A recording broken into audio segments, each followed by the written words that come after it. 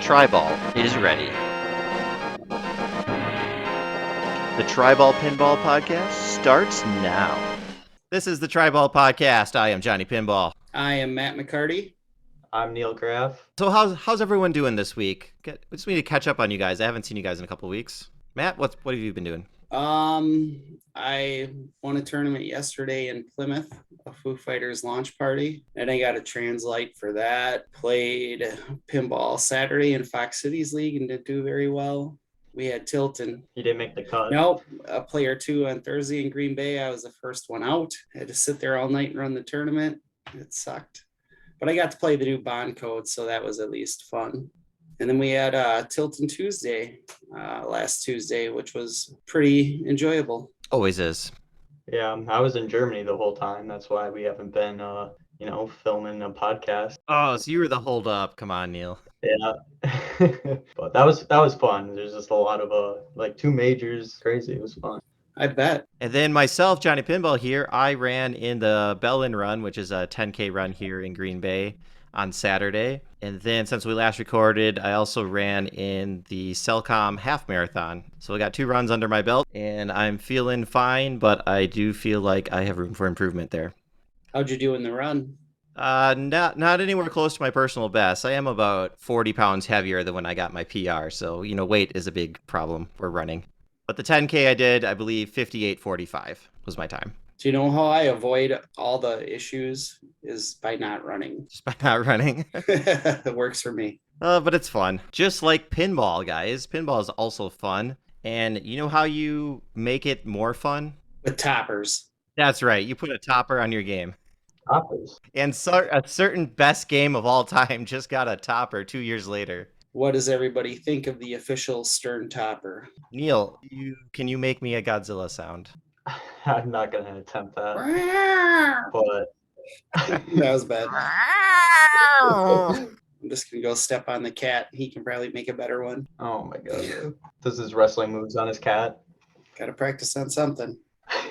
The official topper. I think it looks like they reused a part from a premium game. Anyone kind of get that feeling? Is that confirmed? I mean, why would they make one that's almost identical? It looks like it, yeah.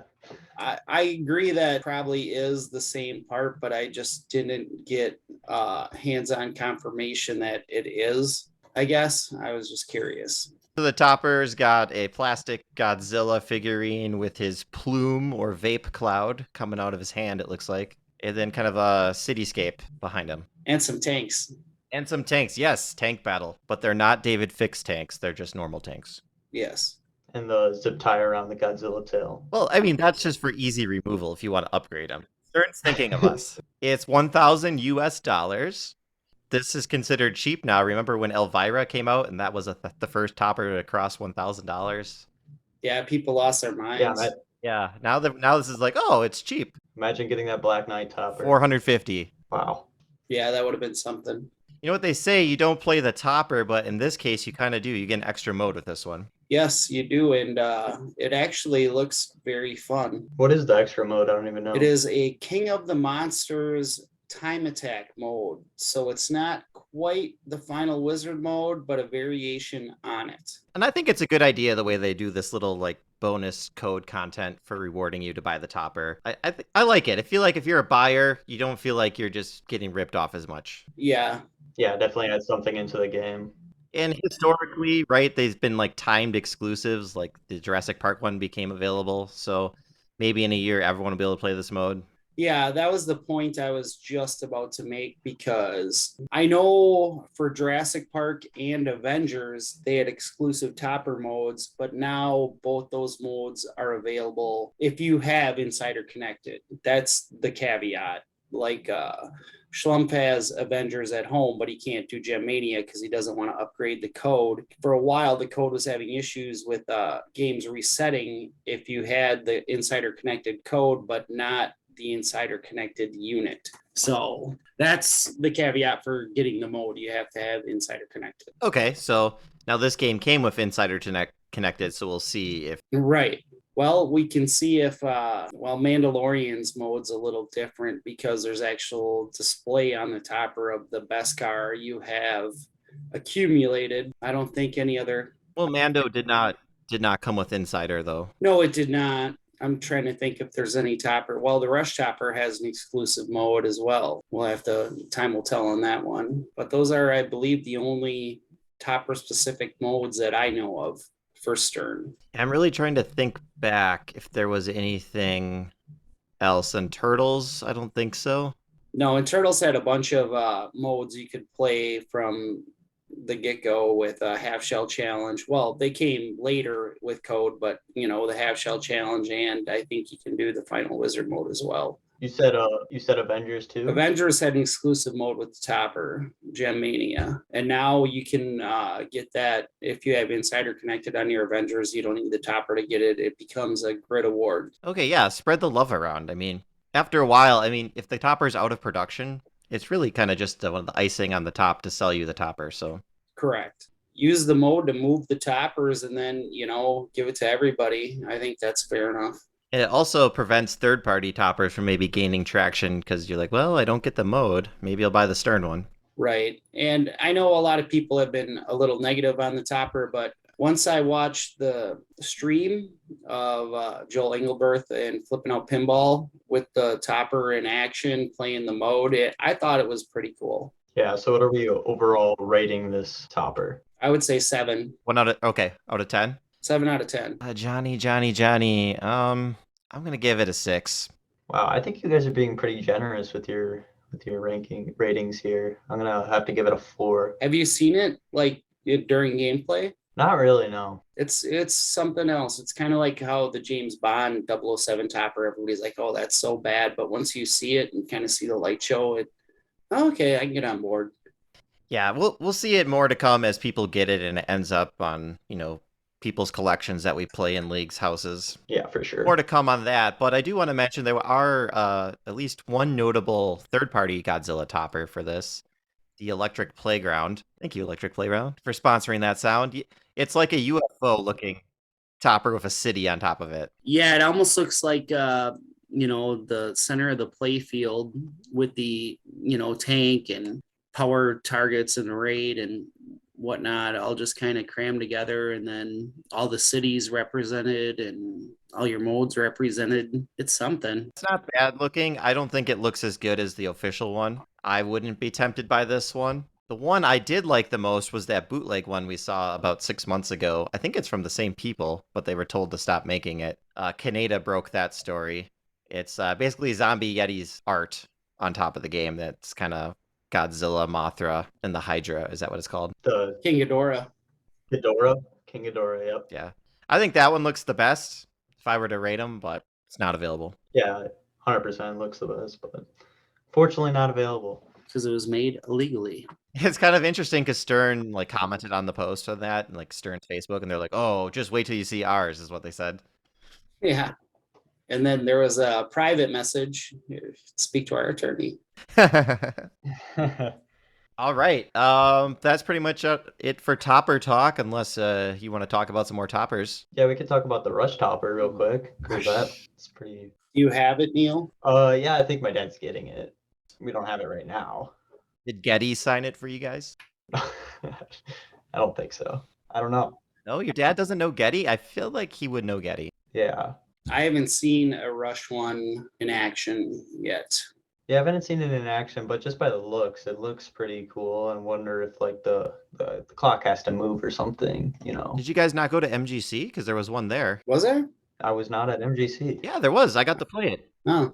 It's like all toppers. You don't realize it's there until you look up. You look up, you're like, oh, I was playing a game of a topper. That's how useful they are. My only concern with the Rush Topper is, I guess, the motors in it, because if you ever sit next to a Led Zeppelin that's on with the topper, you all of a sudden, It's like the power supply fan.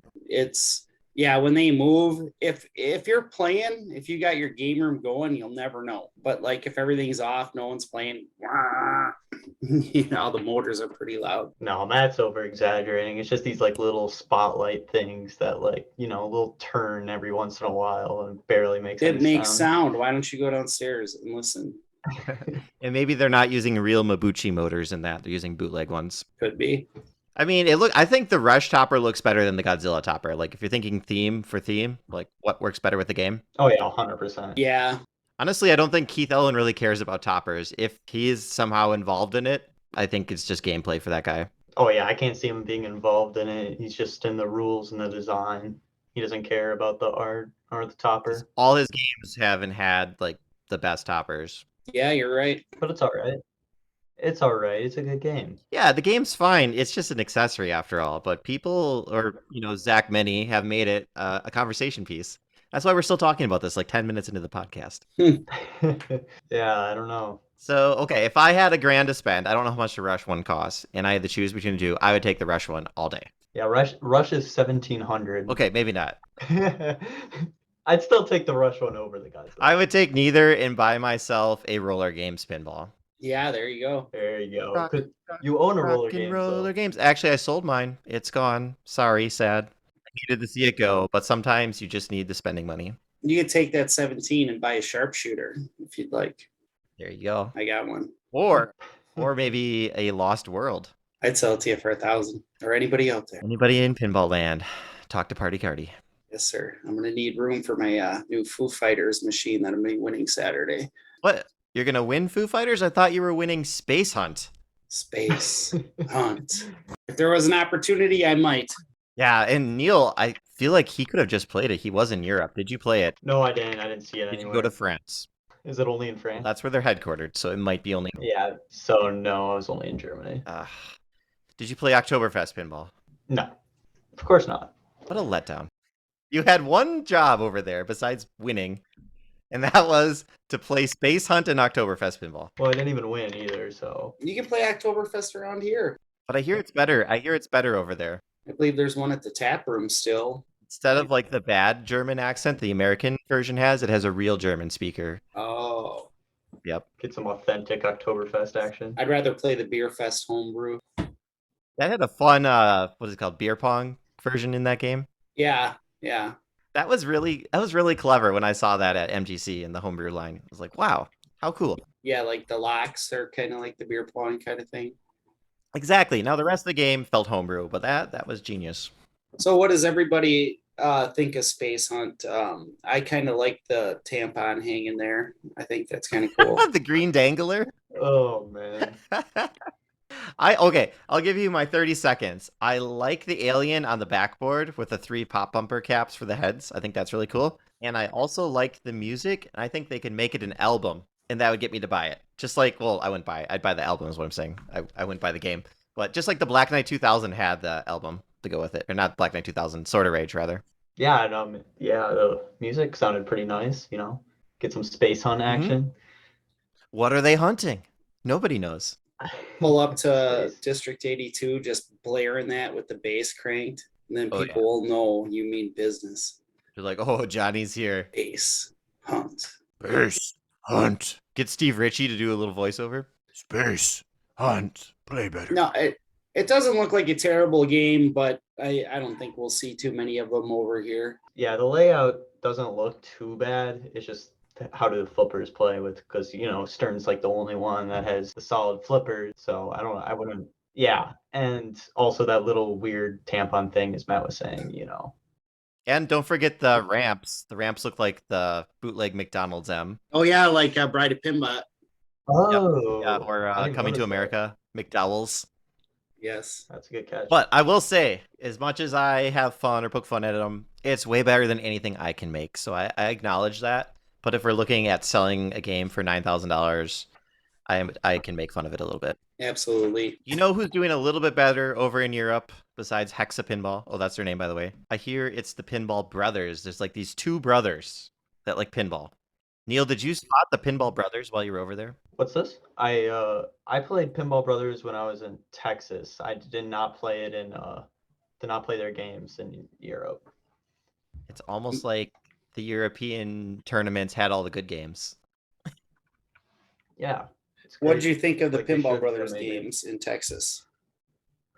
So Alien I don't mind. Like that one's like I've only got a couple plays on each, but Aliens seem fine. I heard it's pretty easy game, whatever. It's a wide Queen body. on the other, yeah, wide body, whatever. Queen on the other hand is the problem. I have to say it's like you start like modes and they're like shoot targets and it's just the modes just aren't great and the shots are just weird. Flippers aren't good and it's one of the worst games I've ever played. That is my take on it. Wow. I've played it at Chicago Expo back when they had it there last year. You got to play, I think, one ball, maybe two balls. I think it was 2 balls.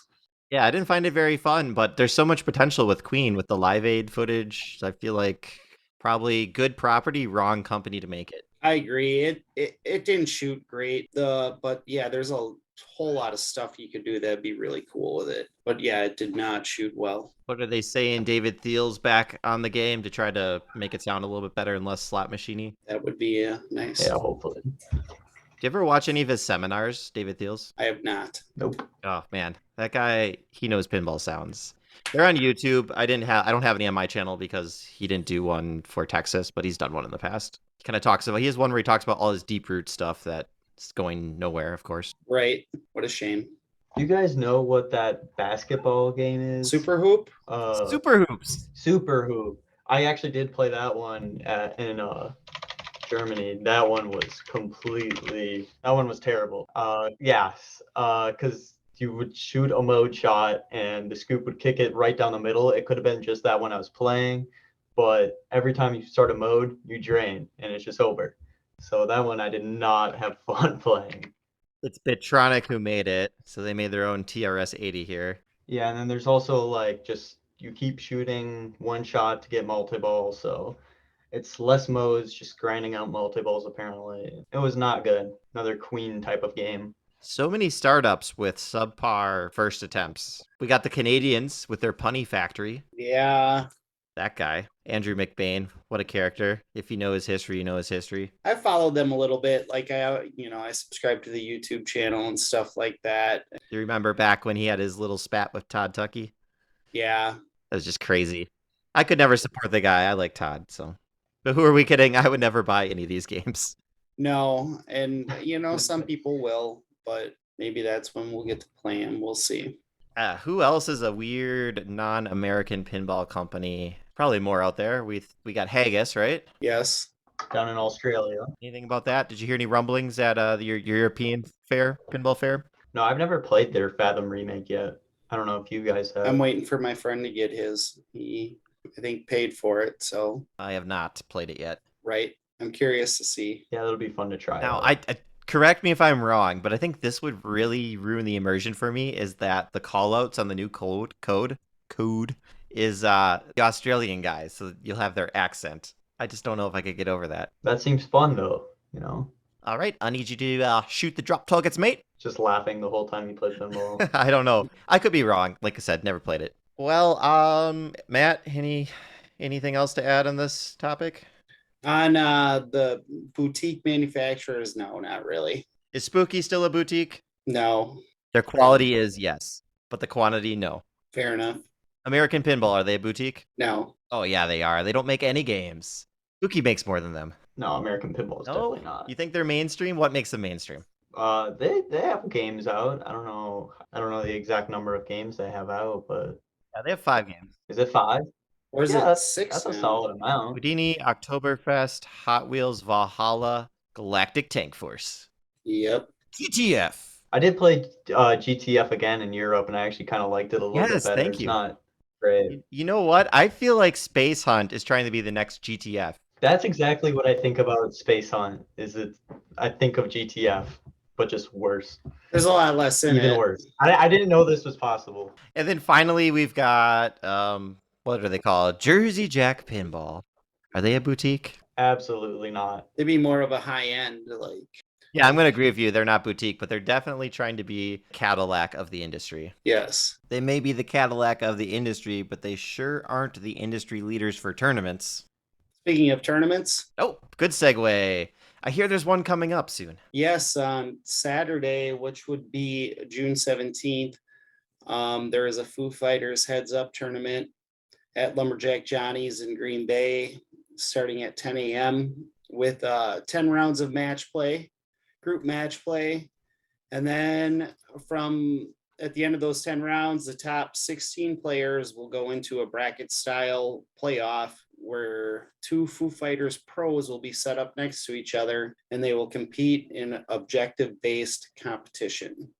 Best 2 out of 3. And those objectives are to start Overlord multi-ball, start Area 51 multi-ball, and start a van mode, start double play field, max out one van upgrade, finish any city, and the 2-minute drill, which is the highest score in 2 minutes. Okay. Yeah, maxing out a van mode could be the risky one, because it's definitely harder to do that on your first attempt off the knocking down all 3 drop targets, and because then you might have to time it out, kind of like bloodbath it out, wait for it to go back onto that power up, and then start leveling up back again. All right, let's talk a little strategy on this, Neil. So some of the modes, the challenges are a little more in depth, like the 2-minute drill and completing a city. So if I was against you, I'd pick completing a city. Which city do you think you would go with? Completing a city, I think New Orleans is probably one of the easiest because that's all the shots lit, and once you hit a shot, then you have to hit it again. So you can usually just pick the Overlord and Spinner shots and just keep repeating those 2 shots because those are just straight up the easiest shots on the playfield. Yep, that's a good point. But sometimes you accidentally hit like a weird shot.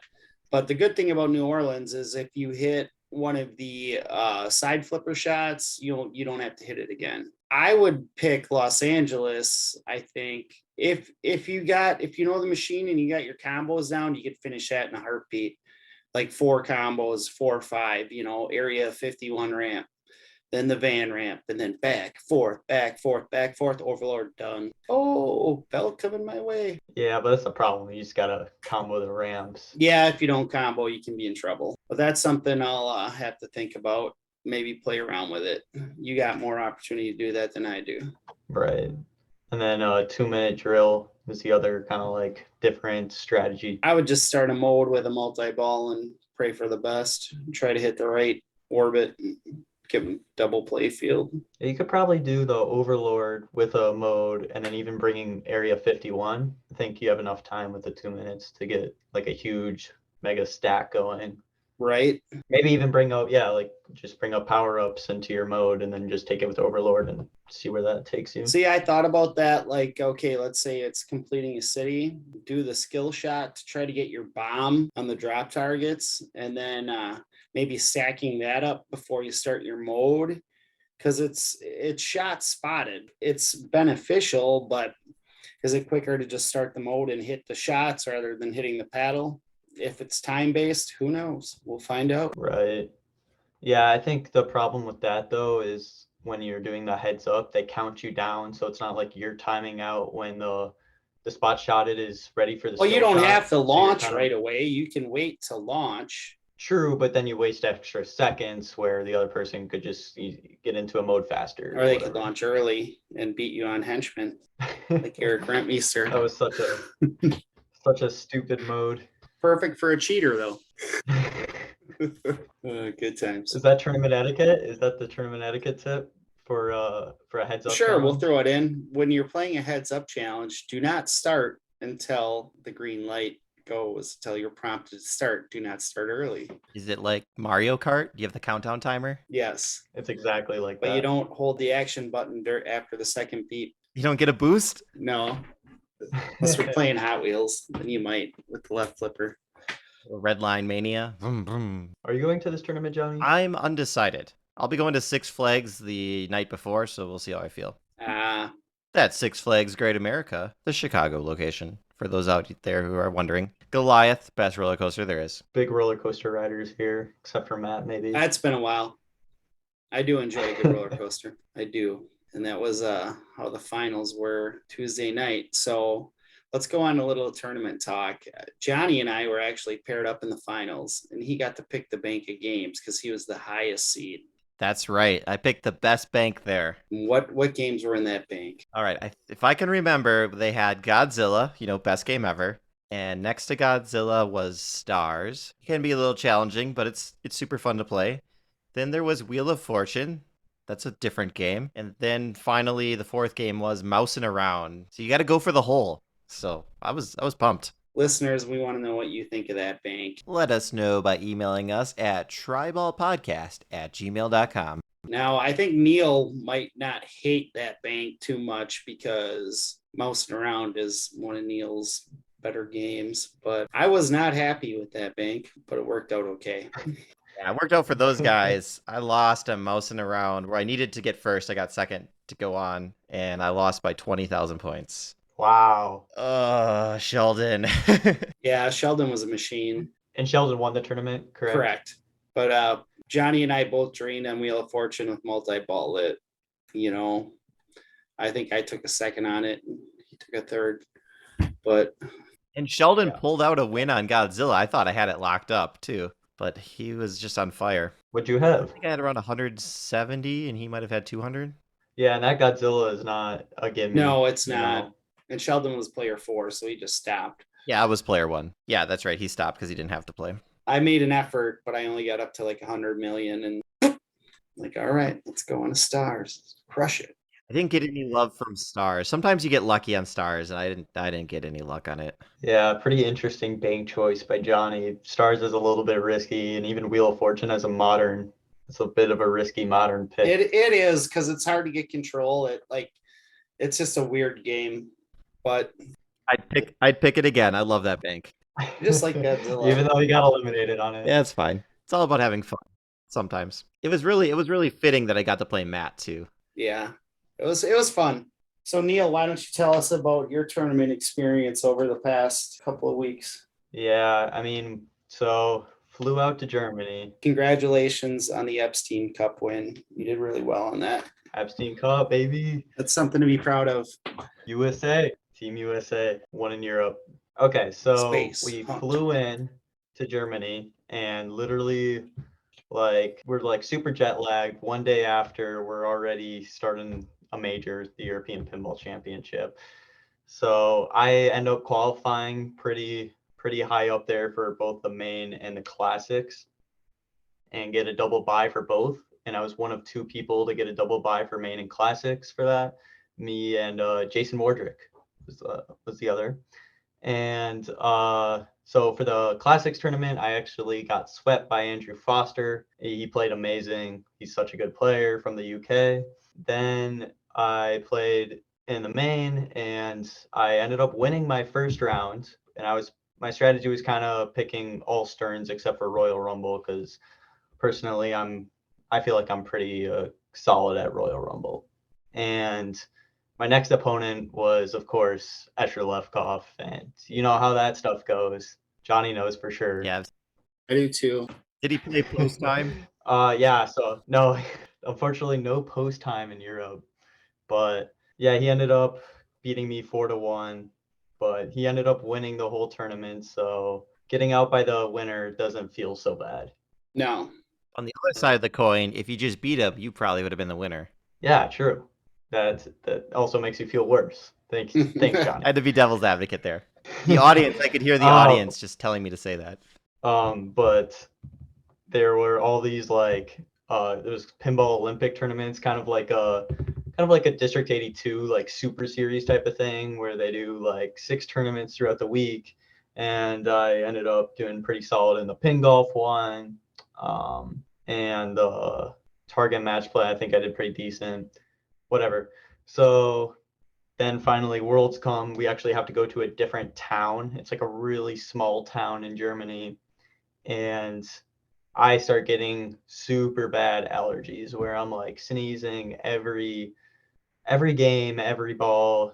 I'm getting itchy eyes the whole day. So for qualifying, I ended up just tanking. I took 70th out of 80 people at Worlds. So not a good day, but the EPC result made up for it because I think it was 12th or whatever. So I'm happy with a top 12 in a major. Oh yeah, I would be too. And plus the whole experience of going to a different country and not your home turf. It's not District 82. And that's another thing. They always had like these playfield protectors on their stern LCDs, and it just like screws with the shots and makes everything different. Oh, because you're playing on plastic, essentially? Yeah. There's a vendor in the Green Bay area that uses those in all their games, and yeah, it's a little different. It kind of almost looks like there's like a sticker on it that's not peeled. It's weird. You wouldn't think it'd be that much different, but than a clear coat. But I guess you're saying it is. So, I mean, the games are still playable, definitely, but do you remember on the Super Awesome Pinball show they had George Gomez on, and he actually commented about that? It's about 2 years ago, maybe. no. Yeah, he said he wasn't a fan. This came up when they were talking about Haggis Pinball because the way they do their playfields, I guess it's basically that. It has like a plastic layer on them. And Gomez was like, it just changes everything about the game. He's like, Stern's probably not going to do something like that. Yeah, I wouldn't. That was back when all the posts were pooling, if you remember that. Postgate on Jurassic Park and was it Guns N' Roses, Willy Wonka, that era when Mirko playfield. Yeah, did you find Mirko playfields while you're over there? Did you give him a Stern talking to? Of course. Hiding. They were probably hiding. Well, Stern solved that issue right away when it happened on Jurassic Park. They just, when they started printing more playfields, they removed the art from the posts. Exactly. Because Neil's dad actually had one of the bad playfields. Yeah, it sucks to get something bad like that that's so hard to replace. No one's really going to do that. Well, that's what, like the whole Guns N' Roses thing. Like Canada's like, I got my backup playfields. Like you're ever going to do a playfield swap, especially on a machine like Guns N' Roses? Like, come on. It's just wall art. I mean, I bought one for wall art from the factory second sale. It's a beautiful playfield, GNR. Very, very much so. Oh yeah, 100%. They should get that artist back. Dane Henry Jr. Yeah. Any other interesting tidbits from Europe?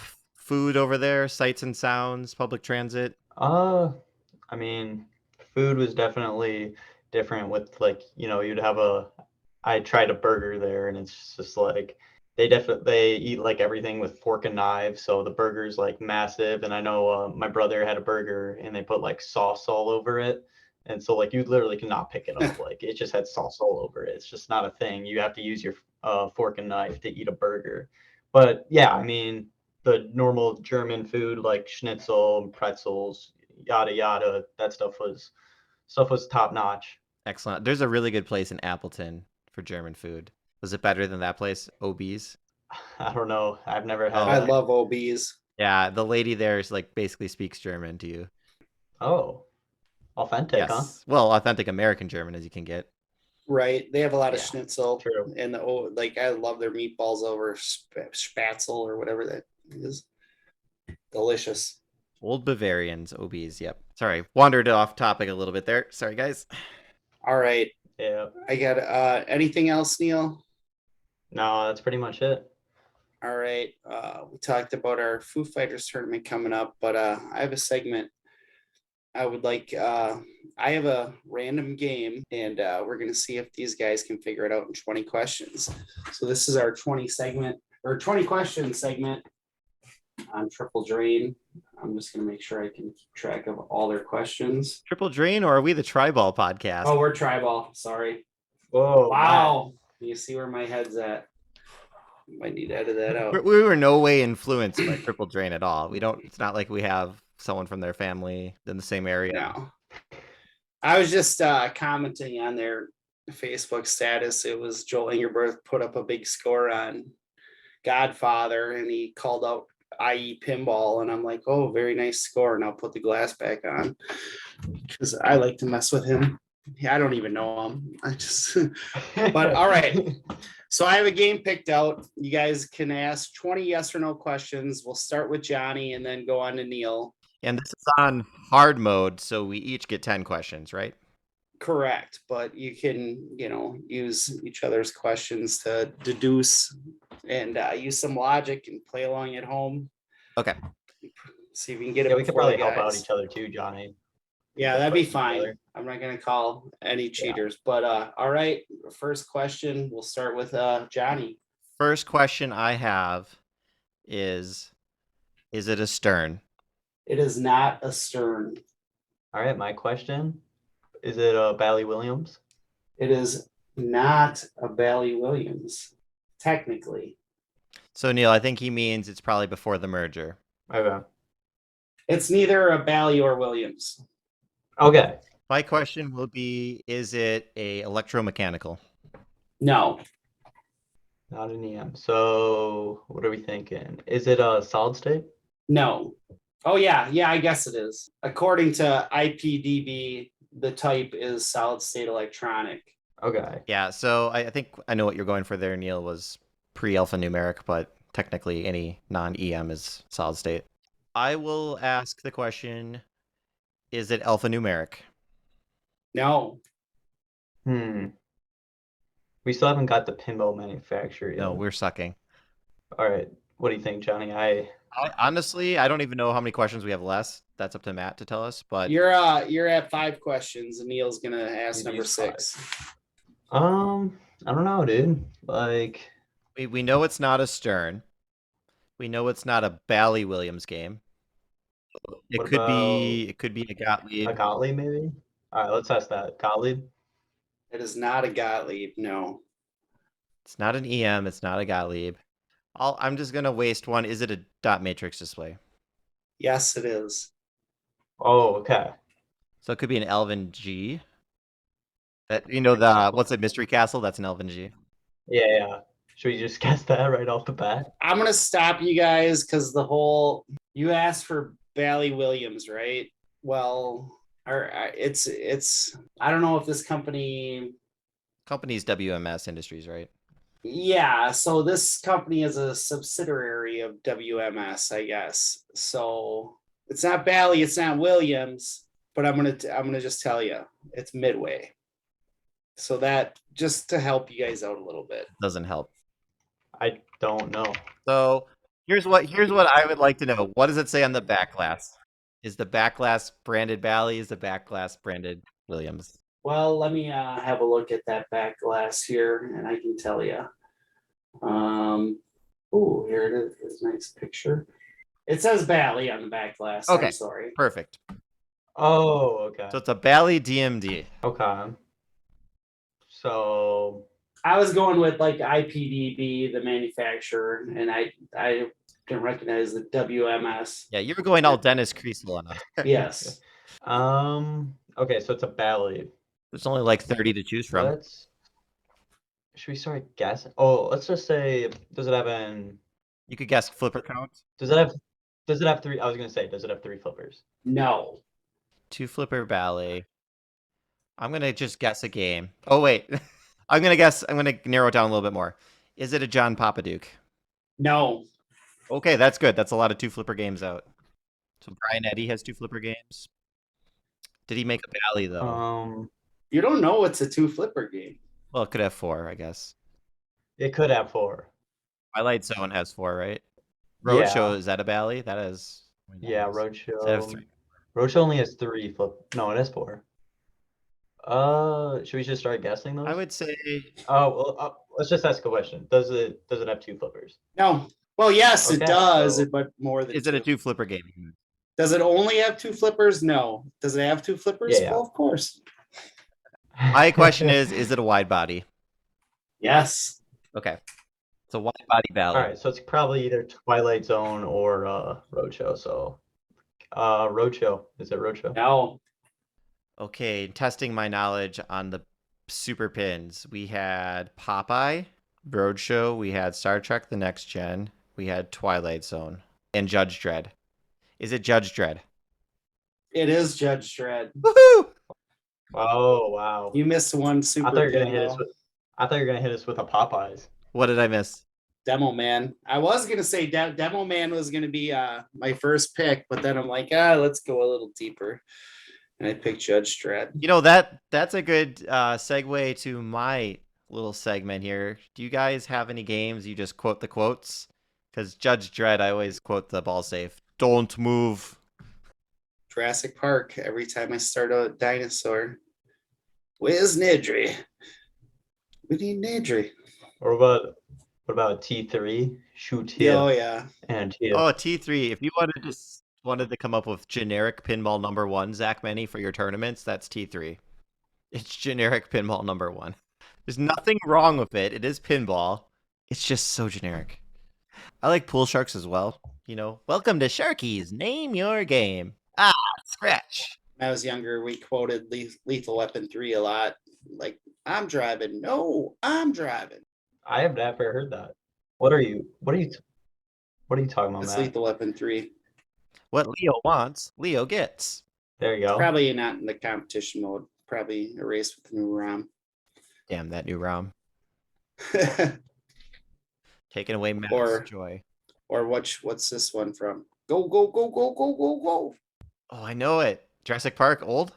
Yep. The 80s Jurassic Park when you start Stampede. Oh yeah. And we have a program at work called Power Writer. So I always think of Powerball from Twilight Zone. When they talk about it, I'm like, Powerball. So I use that one at work all the time. Yeah, that's a good one. Yeah, this is good stuff. The Powerball. There's probably a ton out there that we just don't even think of till we get in front of them. Oh, Black Knight 2000. I use that all the time. When we go to lunch, I'm say, give me your money. We'll just quote Steve Ritchie all day. Work better. Okay. One last one here. Especially if you work in an office that's boring, or maybe not that brain stimulating like mine, is Roadshow. You quote the days of the week. When I come into work, I'll be like, Friday. Yeah, the Friday's so exciting. It's the real deal. It's the bee's knees, guys. All right, I think it's time that everybody's been waiting for it. Is Matt a Bozo! or Super genius. All right, Matt, you ready for this? I am ready. All right, so this is a specific game being Twilight Zone. So player one starts the Powerball in the shooter lane, so free Powerball, whatever. Starts Powerball Mania, drains down to one chrome ball. Then shoots the slot machine. Game starts the Powerball round with the chrome ball in play. What would you do? I would just have them play it out. Pinball is pinball. You're going to give them a beneficial malfunction on that one? Yeah, I would have to. That would be my ruling. The other thing is maybe it's broken and you're trying to, you pull out the ball, maybe try to fix it. If it's not fixed, you have to switch games, because if it's a reoccurring problem is what I'm saying. Like, I think it's okay if you say it's a beneficial malfunction for the first one, But if it happens But if it again, I happens- would pull it. multiple times. Yeah, exactly. That's typically if it happens once, okay, you get the bonus on that, you get the beneficial malfunction. If it happens again, we gotta pull it. Yeah, for sure. Now, can we swap this around and can I get Neil and Johnny's opinion on a ruling that happened on Saturday? so you want pro versus amateur, at least in my case? Well, I just want an opinion. I wasn't involved with this. I wasn't a tournament director. Okay. But so there was a 4-player game going, and this game the tilt was tight, like very tight, like where people were like, whoa, kind of shaking, like, I can't believe that tilted. I was an observer of this game. I saw it tilt multiple times. I saw multiple players tilt. Player 4, he's the official tournament director. Ball 3, player 4 is up. He's in last place, mind you. And he says, Matt, you've been watching this game. I'm like, yes. You notice it. I'm like, yeah, it's tight. Something's not right. I think I'm going to throw it out. We're going to get a new game. And that's what they did. I find that very questionable. Eric Thorne was in that group. So, I mean, he had an opinion on it too. What do you guys think of that? Yeah, absolutely not. They should not. First of all, you can't make a ruling when you're playing on the game. That you can't do that. You have to call over another TD. But I think they should have either checked the tilt bob, see what it's looking like, and maybe even said, like, because everybody's been playing with it, so it's kind of fair game. I mean, everybody's had the problem. So we did check the tilt bob, I think, after the fact, and it was after no one touched the game for probably a good 2 minutes, and that thing was swinging. So yeah, the tilt bob was never settling, which I believe was the issue with that game. But yeah, how it was handled, because we had the same issue at MGC with a game of Whitewater where an issue was brought up, player 4, ball 3. That happened to me on Bram Stoker's Dracula too, but it was like player 2 or something. But I mean, if it's ball 3, everybody's been playing the game as it is. Everybody's been dealing with the same issue. I think you got to finish the game. Yeah, exactly. Yeah, player 4, ball 3. I think the time to make that decision, it would have been on ball 1. Correct. Yeah, put an earplug in that thing, IFPA style. Well, that's what happened after the game. Earplug was put in. So you were just, a nonpartisan observer, similar to a poll watcher in this case. How did that affect the results for the substitute game they played? Did it end up the same way? I don't believe so. I think actually I could probably pull that up really quick here to see, because I'm kind of curious on that too. Curious to see if the person who threw it out ended up getting first on the next game. I don't know. I can't find it, I guess, as quickly as I thought I could. But I think it did. It obviously affected things. Yes. The person who was player 4 took first. And the person that was in the lead going into the ball 3 took second. Turn of events then. Yes. Yeah, there was a crazy ruling at EPC, or it was one of the Pinball Olympic tournaments, and it was Luke Nahorniak playing Munsters. Well, actually, back up here. ZMAC was playing Munsters, and he put up like over 500 mil. They tapped him out like they should, because he's been playing for so long, and they didn't really think anybody was going to catch him, right? So that's fine. Then Luke Nahorniak steps up as the next player, passes the second place person, and the TD starts to tap him out, and not to give him a first, but to get him off the game so they can keep the tournament rolling and give him a second. What do you think about that? I heard tapped out, so I'm not sure if I know what that means, but does that mean someone tapped him on the shoulder? Yes. Yeah, mening like you won the game. Oh, okay. So you should get first then. Yeah, but I'm saying Luke Nahorniak was the next player, and he was in second place, and then they tapped him out, being like, they weren't giving him the 7 points, they were giving him the 5 points for second place. So they didn't give him the opportunity to catch ZMAC. Oh. No. Once he achieved second place, they're like, you're done. Was it a strikes tournament? Yes, they're like, get off the game. You're not catching it. No, it was a match play. So I would think everyone would have to agree then. Yeah. Well, as a TD, your only options are you have to let him play until he catches ZMAC, or you give him 7 points and say, let's just move on. But you can't really give him 7 points. That'd be weird. You know what I mean? Unless all the players, as a group say whatever, Right. So typically you would have to let Luke play until he either caught Zach and he would get 7 points along with Zach, or he drains and takes second. That's right. How it should be done. That's kind of that's a weird ruling I don't relatively like. And I'm all for keeping the tournaments going, but you can't do it that way. Anyway, so thank you for the tournament talk there and rulings, Party Cardi. We've got one last segment here before we say goodbye tonight, and it's the classic Neil Graff favorite, Buy Sell Burn, GTF. All right, we got 3 games. Our lineup is Foo Fighters, Pulp Fiction, and Godfather.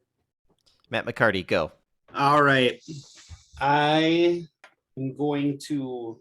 Oh, God, the burn is so tough. I mean, these are 3 good games, 3 great games possibly, but I've been really enjoying Foo Fighters, so I'll have to say bye right now. Sell Pulp Fiction, because that would mean I owned it at one point and I got some time on it, and let's just say burn Godfather. What don't you like about Godfather that would make you not want to have it over the other? I like the other 2 more. I mean, that's the whole problem with this category, I guess. I enjoy Pulp Fiction quite a bit, and I've been having a ton of fun with Foo Fighters to the point like I'm getting to know it a little well. I guess, well, let's just say burn Foo Fighters and buy Godfather. What, 'Cause you just 180'd it? I 180'd it. Whoa. I 180'd Wow. it, man. I can go play Foo Fighters at player 2. But I want I mean, the these Godfather. are 3 great games, so Yeah. you can go anywhere. Buy Godfather, sell Pulp Fiction, burn Foo Fighters. That's me. Party Cardi has spoken. All right, Johnny Pinball's time. All right, Johnny, what do you Right, think? Johnny Pinball? Johnny Pinball. Okay, so I think I'm going to buy Foo Fighters because it is a Stern. It's going to have the most flow. It's going to have the best code. And you guys are talking it up on this heads up tournament coming up next week. So I'm in the mood. Then I think I would sell Godfather because JJPs just don't click as much with me. But I would like to play it a little bit first before I sell it and just get to know the game a little bit better. And then Pulp Fiction, I'm going to burn. It's just a single level game. I had enough of it at MGC. I already saw the game. Don't need to play it anymore. Yeah, I totally agree with Johnny's lineup. Foo Fighters buy. We're got the Foo Fighters hype going on for this tournament. And sell for the Godfather. I got more playtime on the Godfather rather than the Pulp Fiction because probably going to be a long time before Pulp Fiction start shipping out their games and getting those ready. Yeah, right? CGC, they're known for their So, speed. oh, no. Oh wait, no. I think I see they sent a delivery tortoise at the end of my road. One of those giant Galapagos tortoise. It's got a pinball machine strapped to the back. It is my Cactus Carrying Canyon. pigeon. It's coming, but I think it's about a month out. There you go. So yeah, buy Foo, sell Godfather, and burn Pulp Fiction. Poor Pulp Fiction. Or Pulp Fiction. Now, if this was Bond's 60th, I'd have a different order. Where would you put Bond? 60th number on one, the- of course. in the lineup? I'd buy Bond 60th. But we'll save that for next episode of the Triball Pinball Podcast.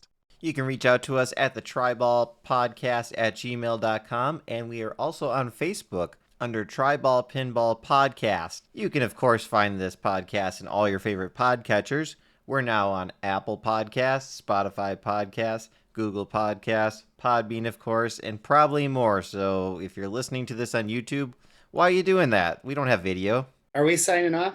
Yeah, I bet. You're supposed to go second, bro. All right, just restart it, Johnny. You'll have to find out next week on what we buy, sell, or burn. I'm Johnny Pinball, And I'm Matt McCarty. I'm Neil Graff. and we'll see you on the flip.